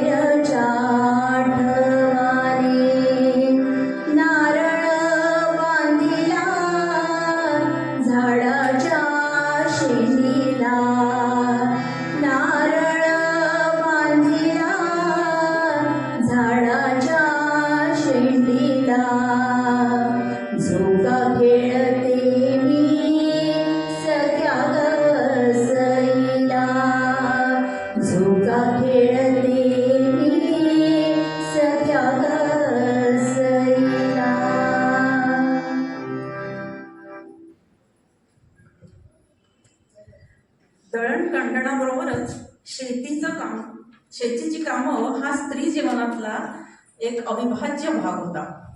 लोकसाहित्यात, कृषी परंपरेत आणि लोकसाहित्यात स्त्रीला आणि भूमीला सारखाच सन्मान दिला जातो.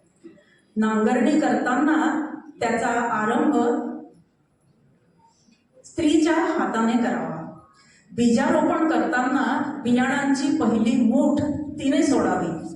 पिकावर रोगराई येऊ नये म्हणून ऋतुमतीचं वस्त्र पिकांवर पांघरावं. तिच्या हातानं मंतरलेले दाणे पिकांवर उधळावे. असे अनेक संदर्भ आपल्याला लोकसाहित्यात आढळतात.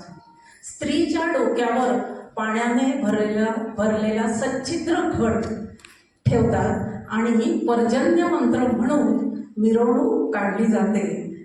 यावरून आपल्याला स्त्रीला आणि भूमीला किती सन्मान दिला जातो कृषी परंपरेमध्ये हे लक्षात येतं. या स्त्रिया समूहानं शेतात काम करतात. त्यावेळी त्यांची निसर्ग सम्मुखता, कामाची एक विशिष्ट लय आणि मातीशी जवळीक हे सगळं एकत्र होऊन त्यामुळे साकार होणाऱ्या ओव्या हे ऐकणं हा एक अत्यंत सुखद असा अनुभव असतो. शेतावरच्या ओव्यांची माहिती सांगायला येते आहे विद्या ठाकरे. दळताना जशा ओव्या म्हटल्या जातात तसंच शेतात निंदन खुरपण करताना, कापणी मळणी करताना, अगदी धान्याला वारं देताना सुद्धा ओव्या म्हटल्या जातात. ह्या ओवींमध्ये उंच, चढ्या, किंद्र्या आवाजातील दीर्घ हेल असतात.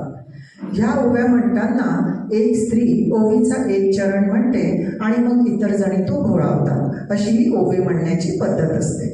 ह्या ओव्यांमधून शेतीतील कष्ट, निसर्गाशी असलेलं नातं आणि महिलांचा शेतीतील सहभाग यांचं सगळ्यांचं वर्णन केलेलं असतं. कामं करता करता या ओव्या म्हटल्या जातात, ज्यामुळे कामाचा ताण जाणवत देखील नाही.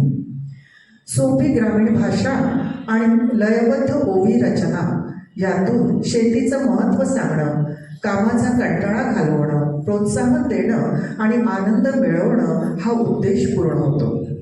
मघा आणि पूर्वा नक्षत्राचा पाऊस पडला की पेरणी होते. पेरणी झाली आणि हस्त नक्षत्राचा पाऊस पडला की बघता बघता पिकं ताशी लागतात. निंदण खुरपण झालं की पिकं वाढतात, कणसं पडतात, दाणं भरतात आणि मग शिवाच्या शेतात पाखरांचे थवेच्या थवे यायला सुरुवात होते. आणि मग शेत शिवारात पाखरं राखायला हा हू असा एकच कल्लोळ सुरू होतो. सारं शिवार चैतन्यानं बहरून उठतं आणि सहजच ओठी बोल येतात. शिवाच्या शेतामंदी चिमण्या बायाचं माहेयार. शिवाच्या शेतामंदी चिमण्या बायाचं माहेयार. केल्या गोफणी तयार, केल्या गोफणी तयार. शिवाच्या शेतामंदी आटोळा ढेपळीचा. शिवाच्या शेतामंदी आटोळा ढेपळीचा. चंग वाजतो गोफणीचा, चंग वाजतो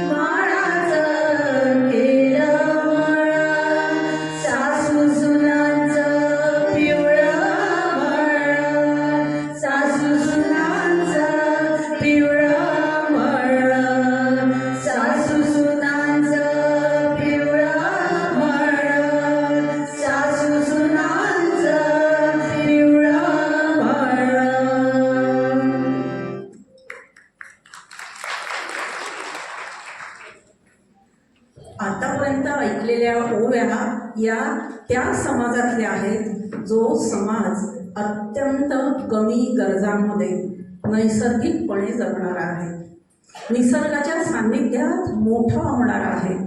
हा समाज बाह्य संस्कारांपासून कृत्रिमतेपासून अलिप्त असतो. ओव्या म्हणताना सुद्धा ती ओवी जाणून बुजून किंवा ठरवून रचना केली जात नसते, तर आपसुकच ती ओवी काळजातून बाहेर पडते. तिच्यात मायेची आणि जिव्हाळ्याची ओल असते. गीतकार, संगीतकार, वाद्यवृंद अशी कुठलीही आवरणं नसलेला तो निखळ, शुद्ध आणि असंस्कारित असा आत्मस्वर असतो. थोडक्यात काय, ती आत्मेची भाषा असते आणि म्हणूनच ओवी आजही टिकून आहेत. भौगोलिक वैविध्यानुसार कोकणातली शेती म्हणजे नारळी, सुपारी, पोफळी, आंब्याची झाडं, भातशेती, बकुळ, सुरंग, केवड्याचा घमघमाट आणि जोडीला उसळणारा दर्या. मग कोकणी ओव्यांमध्ये या चराचराचं दर्शन झालं नाही तरच नवल. कोकणात 5 दिवसांचा विवाह समारंभ असतो आणि प्रत्येक दिवशी प्रत्येक विधीला ओवी म्हणण्याची पद्धत असते आणि या ओवीला, कोकणातल्या ओवीला धाला असं म्हणतात. विवाह समारंभात 1 दिवस देण्या घेण्याची बैठक असते.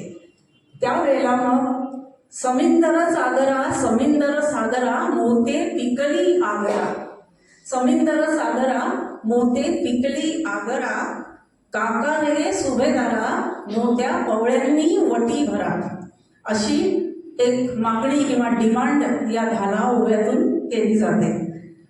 या विवाह समारंभाची माहिती ऐकून घेऊया भाग्यश्री अभ्यंकर हिच्या शब्दातून.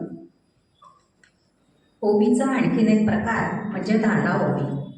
नाट्यपूर्णता आणि नाट्यात्मकता असणारा हा एक ओवीरूप प्रकार. प्राधान्याने दक्षिण कोकणात आढळणाऱ्या या ओवी प्रकारात स्त्रिया वनदेवतांना प्रसन्न करून त्यांचा आशीर्वाद मागण्यासाठी म्हणून हे व्रत करतात. चाफा, बकुळ, सुरंग, केवडा यासारखी सुगंधी फुलं म्हणजेच वनदेवता.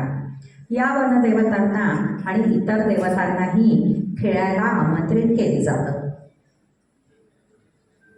वाहिले डोंगरे फुलली सुरंग गे, फुलली सुरंग गे, वाहिले डोंगरे फुलली सुरंग गे, फुलली सुरंग गे. आमच्या मांडर खेळा गलिता, आमच्या मांडर खेळा गलिता, उभाच पांडुरंग गे, उभाच पांडुरंग गे, वाहिले डोंगरे फुलली सुरंग गे, फुलली सुरंग गे, वाहिले डोंगरे फुलली सुरंग गे, फुलली सुरंग गे. धाला ओवीतून एक विवाह समारंभ अभिनीत केला जातो. सर्व भूमिका स्त्रियाच करतात. गोल फेर धरून मधोमध हे नाट्य सुरू असतं. प्रथम दिवसापासून तर 5व्या दिवसापर्यंतचं हे नाट्य असतं, ज्याची सुरुवात आणि शेवट दोन्ही ओवीनेच केला जातो. अशा प्रकारे अत्यंत सुरस असा रचना प्रकार म्हणजेच धाला ओवी. पहिल्या दिवशी तुळस लावणं, नारळ ठेवणं, ओटी भरणं असे कार्यक्रम असतात. दुसऱ्या दिवशी देऊळ बांधणं, नारळ सुपारीचं रोपण करणं अशी वरपक्षाकडील तयारी असते. तिसऱ्या दिवशी लग्नाचे ठराव असतात, तर चौथ्या दिवशी लग्न, जेवणावळी आणि वरात असते. 5व्या दिवशी पिंगळ्याचा खेळ करून या व्रताची सांगता होते. हा पूर्ण विवाह समारंभ ज्या ओवीने अभिनीत केला जातो ती ओवी म्हणजे धाना ओवी.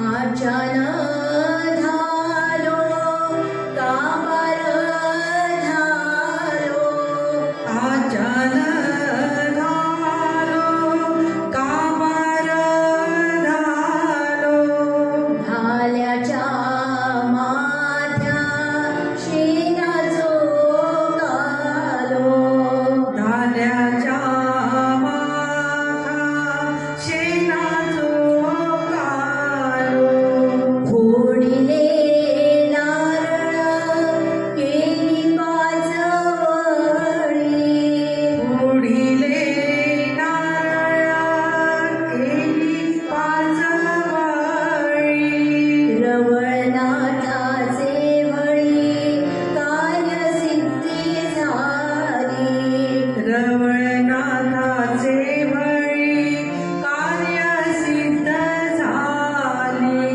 जाणत्या यजमानांनी कार्यसिद्ध केला जाणत्या यजमानांनी कार्यसिद्ध केला भूतवाचे वळी कार्यसिद्ध केला भूतवाचे वळी कार्यसिद्ध केला.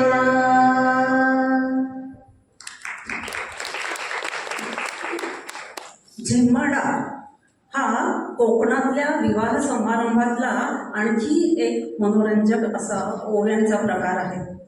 यात प्रश्नोत्तर असतात. प्रश्नोत्तरात विनोद, चेष्टा, एकमेकांवर कुरघोडी, नाट्यमयता, उपहास यांचा समावेश असतो. झिम्माडा ओवीचं एक छान उदाहरण बघा. विठ्ठल रखुमाईचा संवाद आहे. आता विठ्ठल रखुमाई हे जरी देव असले तरी शेवटी ते नवरा बायकोच. त्यामुळे प्रसंगानुसार बायकोचा स्वर चढा लागतोच काही काही वेळेला. तो कसा चढा लागतो याचा सगळ्यांनाच अनुभव आहे. रुक्मिणीनं बोलती देवा रात्रीचं कुठं होता. रुक्मिणीनं बोलती देवा रात्रीचं कुठं होता. आता पांडुरंग अर्थातच भोळा एकदम, त्याच्यामुळे तो नजर चुकवीत म्हणतो, पांडुरंग बोले राती खेळ नाटकाचा होता. पांडुरंग बोले राती खेळ नाटकाचा होता. ऐकून घ्यायची रुक्मिणी कसली. रुक्मिणीनं बोलती देवा लबाड बोलता. रुक्मिणीनं बोलती देवा लबाड बोलता. राती जनीच्या महाली तुम्ही होता. राती जनीच्या महाली तुम्ही होता. हे असं अगदी साधं भोळं आणि गोड असं लटकं भांडण असणारा हा झिम्माडा. या झिम्माडा ओवीची माहिती ऐकूया श्वेता चिमोटेकडून. दक्षिण कोकणातील धाल्यासारखाच झिम्माडा हा रचना प्रकार आहे. जमलेल्या स्त्रिया ह्या वधूपक्ष आणि वरपक्ष अशा दोन भागांमध्ये विभागल्या जातात. एक पक्ष दुसऱ्या पक्षाला कोड म्हणजेच कूट प्रश्न घालतो. दुसऱ्याने तो सोडवायचा असतो. हे प्रश्न कधी भावनिक गुंत्याचे असतात, कधी नातेसंबंधांविषयी असतात, तर कधी सृष्टीच्या कोड्याच्या रूपाचे असतात. प्रश्न ओवीतून विचारले जातात आणि उत्तरही अर्थातच ओवीतून दिलं जातं. लगन बिगनाच्या येळी काग बहीण काली मोरी. लगन बिगनाच्या येळी काग बहीण काली मोरी. लगोलग माग मोर येर झाऱ्या करी. लगोलग माग मोर येर झाऱ्या करी. लगन बिगना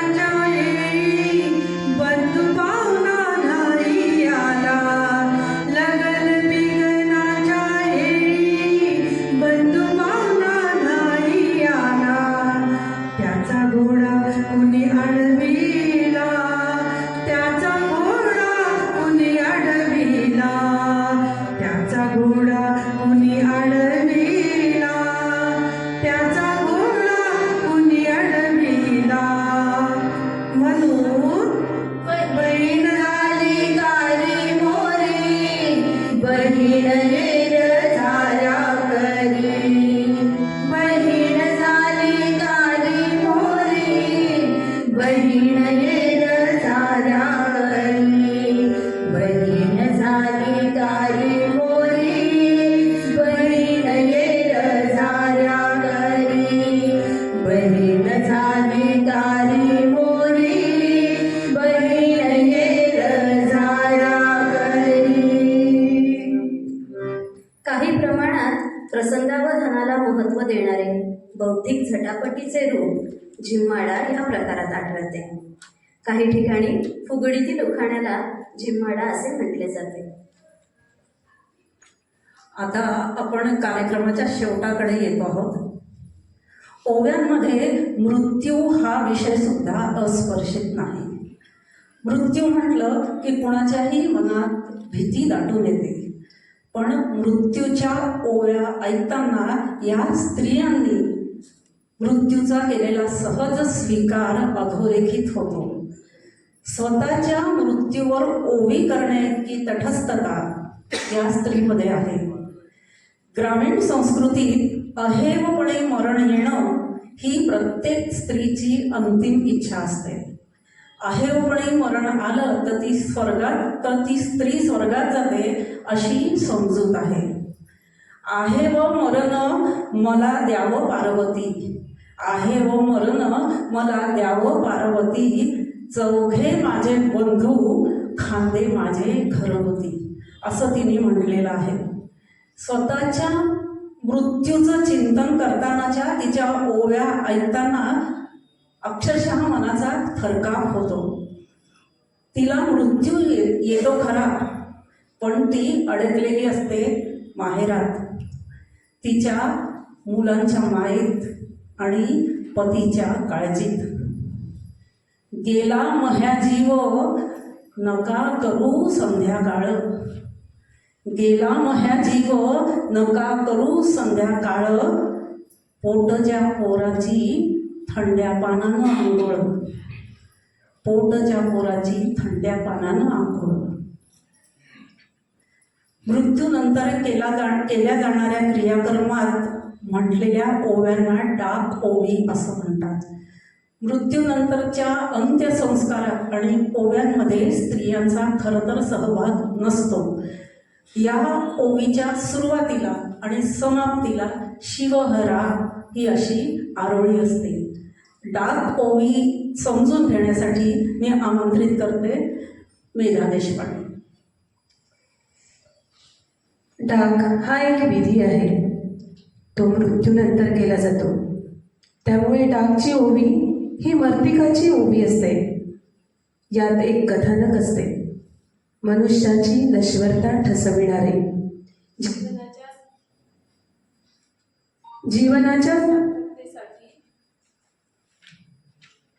जीवनाच्या सार्थकतेसाठी काय करावं यासाठी बोध करणारे कथानक करुण रसप्रधान असते. शिवहरा या आरोळी कथानकाला सुरुवात होते. प्रथम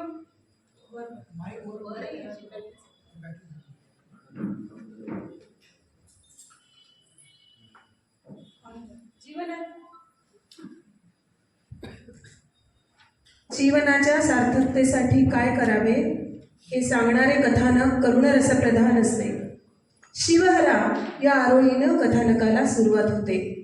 प्रथम ओवीबद्ध कथन आणि मध्ये मध्ये गद्यात विवेचन केले जाते. विधियुक्त प्रारंभ असतो आणि सादरीकरणाची ठरलेली पद्धत असते. डाक हे एक वाद्य वाजवले जाते. प्रसंगाला अनुसरून आध्यात्मिक रूपक मांडले जाते. डाकपूजेत गणेशपूजन, डाकपूजन, गुरुस्तवन, कथागीते या भागांमध्ये ओवीचा वापर केला जातो. डाक ओवीच्या सादरीकरणात स्त्रियांचा सहभाग नसतो. डाक हे एक वाद्य आकाराने डमरूसारखे असते, पण डमरूपेक्षा थोडे मोठे असते. डाक वादनाला 5000 वर्षांची जुनी परंपरा आहे. कथा निवेदनात प्रारंभी गद्य निवेदन आणि नंतर ओवी रूप सादरीकरण केले जाते असा हा क्रम असतो आणि प्रत्येक प्रसंगाला चौक म्हणतात.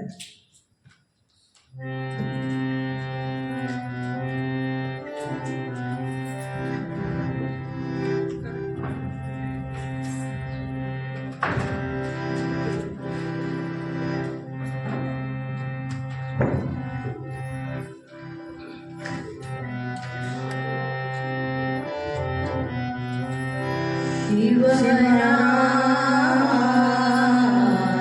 शिवहरा शिवहरा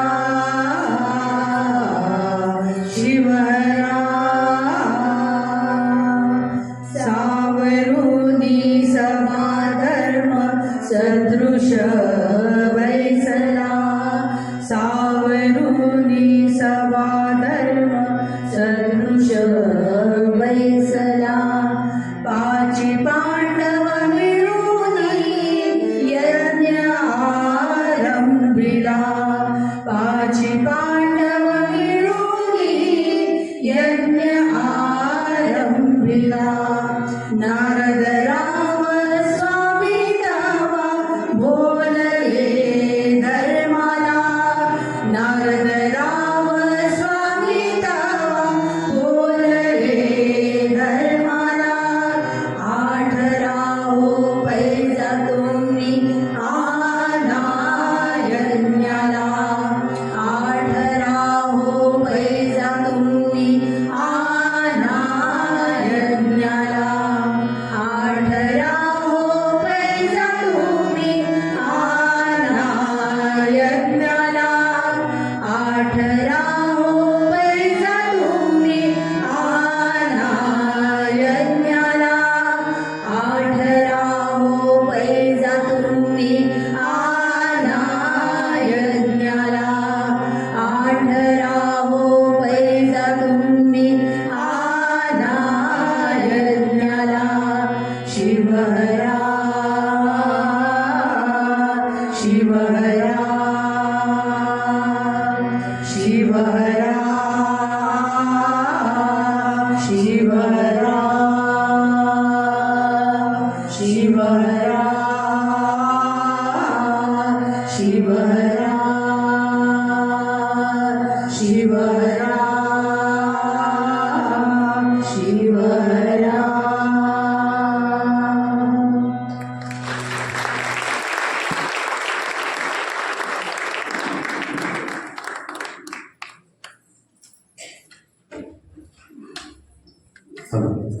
मी जास्त वेळ नाही घेणार. रसिको, आज माझ्या पिढीतल्यांना तरी असं आपल्या लहानपणी गेलेलं आठवत असेल, आपल्या आजी वगैरे ह्या ओव्या गायच्या धंद्यावरच्या, अशी आठवण प्रत्येकालाच झाली असेल. आपल्या नंतरच्या पिढीला हे आठवण राहिली त्या अनुषंगाने हा आजचा एक कार्यक्रम होता.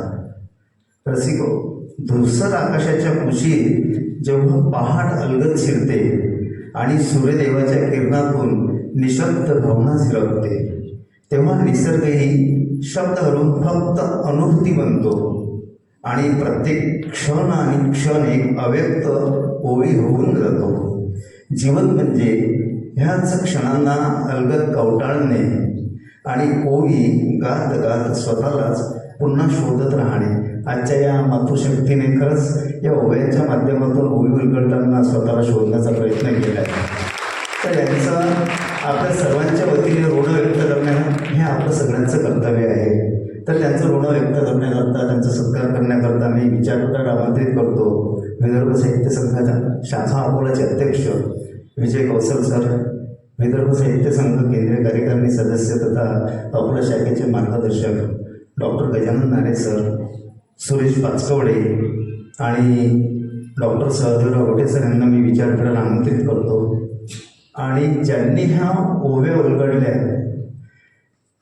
त्यांना आपण आजच्या या ओवी उलगडतानाच्या कार्यक्रमाच्या अनुषंगाने एक छोटीशी भेट आजच्या या कार्यक्रमाला, ज्यांच्या स्मृतिप्रित्यर्थ आपण हा ओवी उलगडताना कार्यक्रम आयोजित केला, त्यांचंच पुस्तक देणार आहे. तर सर्वप्रथम मी आमंत्रित करतो ज्यांच्या कल्पनेतून ही कल्पना साकारली त्या कल्पना कोलारकर मॅडम यांना मी विचारपीठात आमंत्रित करतो आणि मान्यवरांना विनंती करतो की त्यांना ही सस्नेह भेट देऊन त्यांचा सत्कार करावा.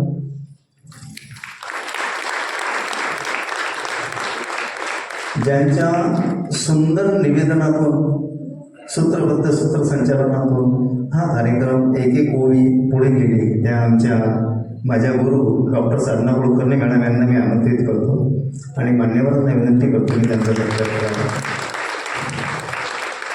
ज्यांच्या सुरेल गायनातून ह्या ओव्या आपल्याला ऐकायला मिळाल्या अशा डॉक्टर वंदनाताई मोरे यांना मी आमंत्रित करतो आणि मान्यवरांना विनंती करतो की त्यांचाही सत्कार करावा.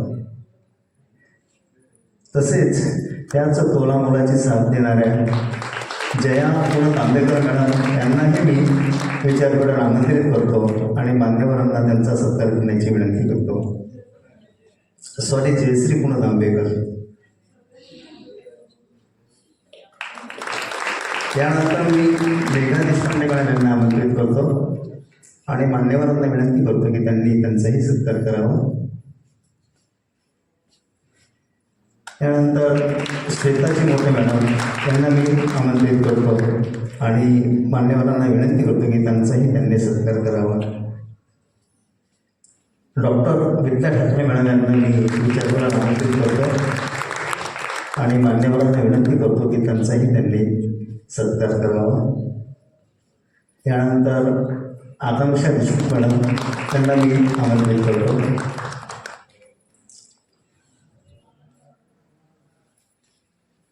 यानंतर भाग्यश्री तपेकर मॅडम यांना मी आमंत्रित करतो आणि मान्यवरांना विनंती करतो की त्यांचाही सत्कार करावा. त्यानंतर जयश्री गदमने मॅडम त्यांना मी आमंत्रित करतो आणि मान्यवरांना विनंती करतो की त्यांनी त्यांचाही सत्कार करावा. त्यानंतर सीमाताईंची मानसकन्या ज्योती दबाले यांना आमंत्रित करतो आणि त्यांना साथ देणाऱ्या त्या ताई पण त्यांनाही आमंत्रित करतो.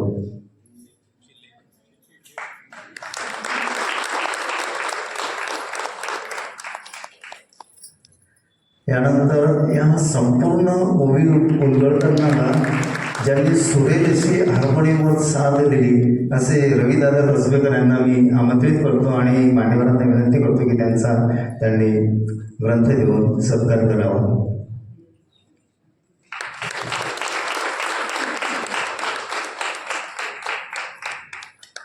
कलावंतांचे आभार आणि मान्यवरांचे आभार.